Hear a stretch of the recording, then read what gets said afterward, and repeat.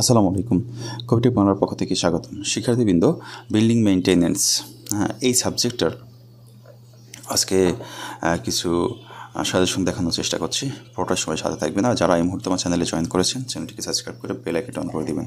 শিক্ষার্থীবৃন্দ, আসলে কবিটেক বাংলা যে ইউটিউব চ্যানেলটা আছে সম্পূর্ণ আমি মেনটেন করি। এর সিও বলেন, ফাউন্ডার বলেন, যা কিছু আছে সাজেশন ক্লাস আমি করি।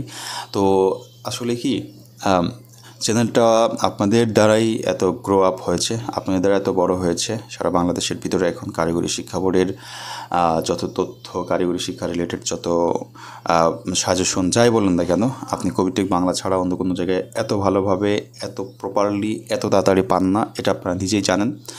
তো এত কিছু হয়েছে সব আমারই একারই প্রচেষ্টায় আর আপনাদের সহযোগিতায়। শিক্ষার্থীবৃন্দ, তো দেখা যাচ্ছে সব কিছু নিজের যে কাজগুলো আছে, আমার কিন্তু ইউটিউব চ্যানেলটাই আমার হচ্ছে অর্থের মূল উৎস নয়। এটা আমি জাস্ট আপনাদেরকে সাপোর্ট দেওয়ার জন্য এটা আমি মানে করি, চালাই।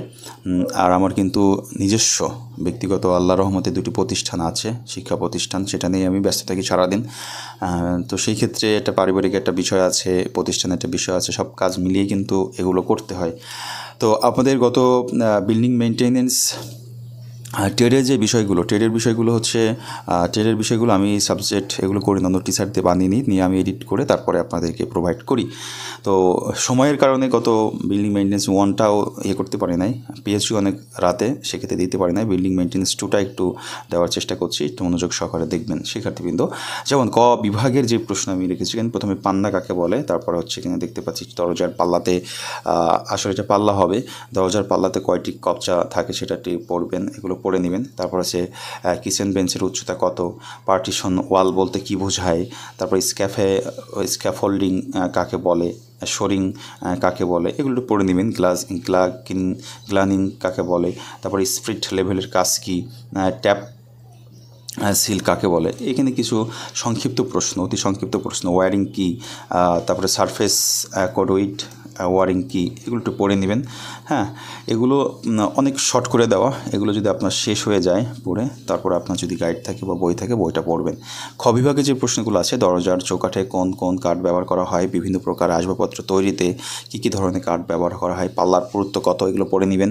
তারপর হচ্ছে আপনি দেখতে পাচ্ছেন শার্ডিংয়ের ব্যবহার, তারপর হচ্ছে প্লাম্বিং ফিক্সারের ব্যবহারিক ক্ষেত্রগুলো, এই জিনিসগুলো আপনি মুখস্থ করবেন। হ্যাঁ, এগুলো একটু বেশি পড়বেন। পড়ার পর আপনি আবারও বলছি, যখন সময় পাবেন তখন অবশ্যই আপনার যেই সাবজেক্ট বইটা আছে সেই বই বা গাইডের প্রশ্নগুলো আপনি পড়বেন। আর গ বিভাগে কিছু প্রশ্ন রেখেছি, ভালো কাঠের গুণগত মান বা গুণগুণ, মুভমেন্ট অনুযায়ী জানালা কত প্রকার কী কী, এই প্রশ্নগুলো আপনি পড়বেন।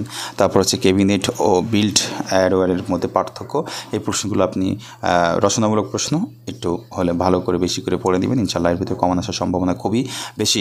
শিক্ষার্থীবৃন্দ, এই হচ্ছে আপনাদের বিল্ডিং মেইনটেনেন্সের কিছু সাজেশন দেওয়ার চেষ্টা করলাম।